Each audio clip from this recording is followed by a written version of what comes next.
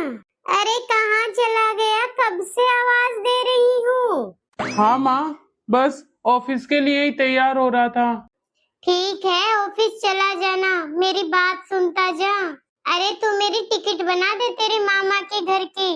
मुझे तेरे मामा के घर जाना है उनसे मिलने। माँ तुम भी कैसी बात कर रही हो? बताओ, अब मामा के घर जाने की क्यों जिद कर रही हो? अरे बेटा चली जाती हूँ, अब बुढ़ापे का क्या पता कितने दिन की जिंदगी है। अरे पता चलता है क्या कब भगवान के घर से बुलावा आ जाए।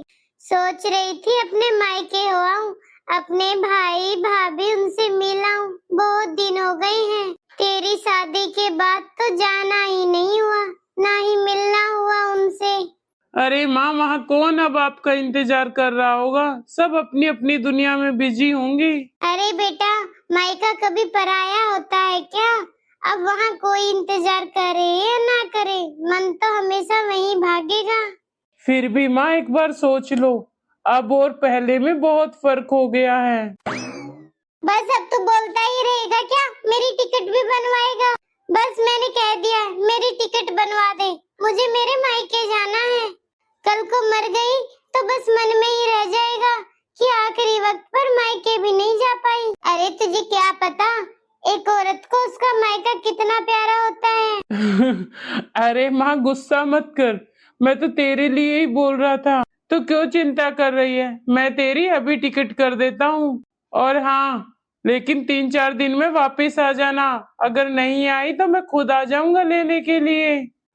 हाँ हाँ, मायके जाऊंगी तो कम से कम 15-20 दिन रुक कर आऊंगी। मुझे मेरे भैया भाभी आने भी नहीं देंगे।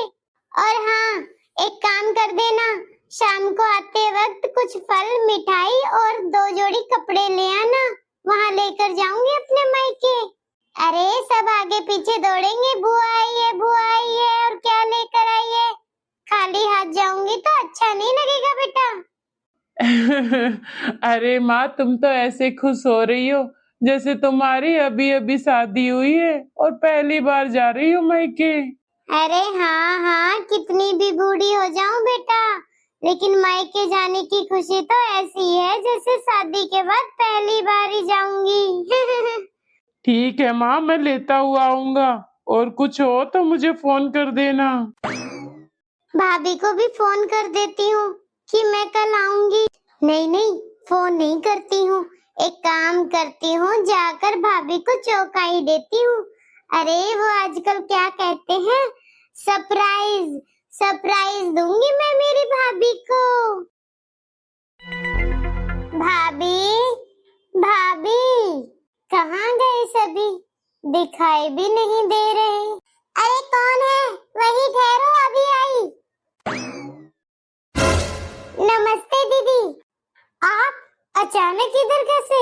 अरे भाभी, मेरा मायका है, अब अचानक आऊं या बताकर क्या फर्क पड़ता है।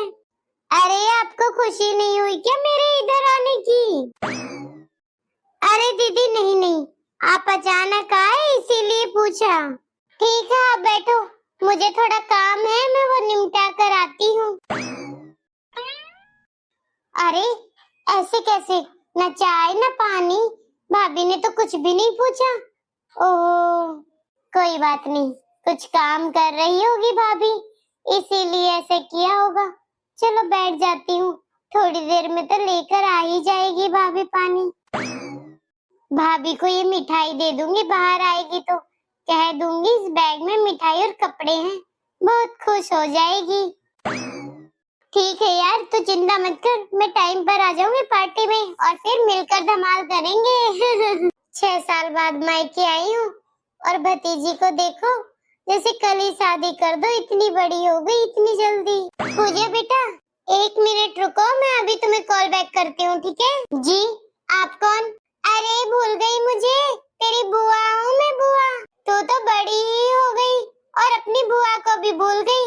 अच्छा अच्छा, हाँ याद आया, आप कमलेश बुआ जी हैं मेरी। ठीक है, नमस्ते बुआ। और सब ठीक? हाँ हाँ सब ठीक है, आ बैठ मेरे पास और अपने हालचाल सुना। सॉरी बुआ जी, मेरे पास बैठने का टाइम बिल्कुल भी नहीं है। अरे थोड़ी देर बैठ, तुम लोगों से ही तो मिलने आई हूँ मैं भला। बहुत अजीब हो बुआ जी आप। आपके पास टाइम होगा ऐसे फालतू घूमने का, हमारे पास टाइम नहीं है ऐसे फालतू बैठने का, ठीक है? मुझे एक पार्टी में जाना है, आप मम्मी से बैठकर बातें करो। बेचारी को किसी पार्टी में जाना था और मैंने बेकार में ही डिस्टर्ब कर दिया। मुझे प्यास भी लगाई है। एक काम करती हूँ, रसोई में जाकर खुद ही पानी पी लेती हूँ। अब अपना ही घर है, इसमें क्या मेहमान नवाजी करनी, मैं ही ले आती हूँ पानी। शर्म तो बिल्कुल भी नहीं आती, बुढ़ापे में इधर आकर बैठ गई है। कितनी चालाक है ये ननंद, आज तक नहीं सुधरी है।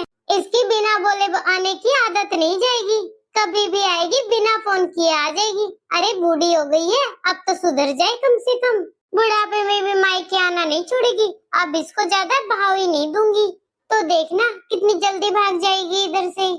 भाभी, भाभी, भाभी बस बैठे बैठे प्यास लगाई थी, शायद तुम पानी देना भूल गई तो पानी पीने आ गई थी। अब दीदी आपके जितने मजे कहाँ, मुझे तो रसोई में काम करना पड़ता है तो भूल गई मैं पानी देना।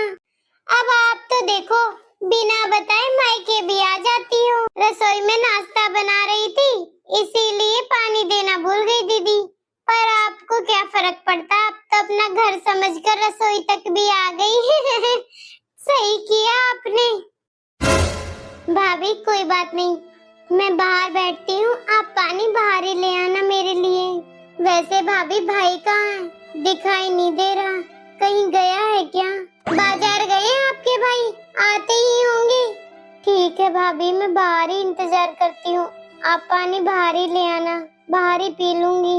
हाँ हाँ बाहर बैठो, मैं पानी बाहर ही पकड़ा दूंगी, अभी थोड़ा सा काम निपटा लेती हूँ दीदी। घर में कम काम थे कि अब बुढ़ापे में ननंद भी आकर बैठ गई है सर पर। कहीं मेरा बेटा सही तो नहीं कह रहा था, मैंने कोई गलती तो नहीं कर दी इस उम्र में मायके में आकर।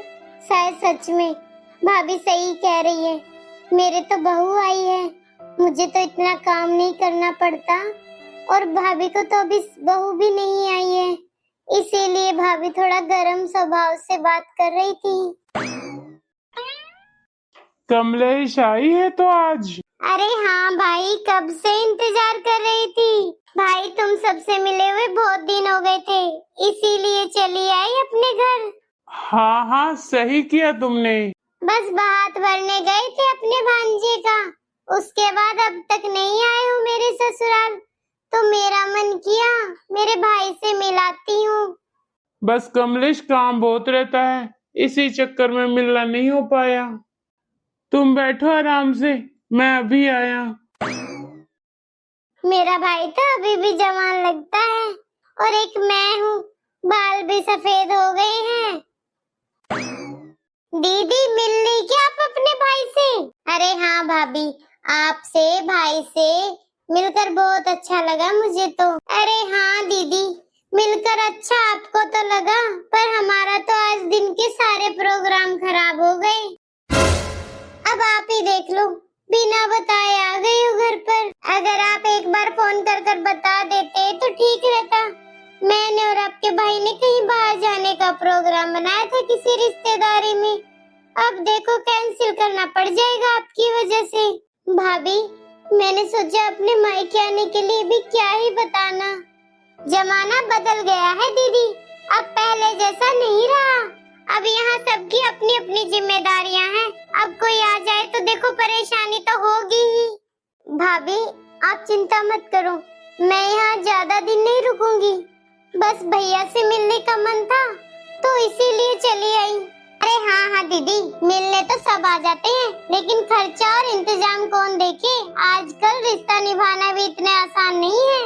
भाभी मैं कुछ कपड़े और मिठाई और फल लेकर आई थी, वो इस सब बैग में है, आप इसमें से निकाल लेना। अरे दीदी आपको पता नहीं है, आजकल के बच्चों की तो पसंद भी बदल गई है। और दीदी अगली बार से जब आओ तो पहले बता दिया करो, हम भी अपनी तैयारी कर लिया करेंगे, ऐसे अचानक आने से हमारा पूरा काम बिगड़ जाता है। बहुत बड़ी गलती कर दी मैंने, बिना बताए जो अपने मायके आ गई। काश मैंने मेरे बेटे की बात मान ली होती। सच में मैं तो बूढ़ी होकर सटिया गई हूँ। कहा था मेरे बेटे ने कि माँ ये उम्र नहीं है मायके जाने की, सब अपनी जिम्मेदारियों में बिजी हैं। मुझे नहीं पता था कि एक दिन इस घर में आने के लिए भी मुझे पूछना पड़ेगा। ये मेरा बचपन का आंगन है, इस घर में मैं पली बड़ी थी। सोच रही थी जिंदगी के पता नहीं कितने दिन बचे हैं, तो थोड़ा अपना बचपन जी लूं अपने मायके में जाकर। ये घर जहाँ मेरी माँ अपने हाथों से खाना खिलाती थी, पिताजी बाजार से मिठाई लाते तो सबसे पहले कहते थे मेरी बिटिया को दो। मेरा भाई राखी के दिन सुबह सुबह तैयार होकर कहता मेरी बहन सबसे पहले मुझे राखी बांधेगी। समय कितना बदल गया है।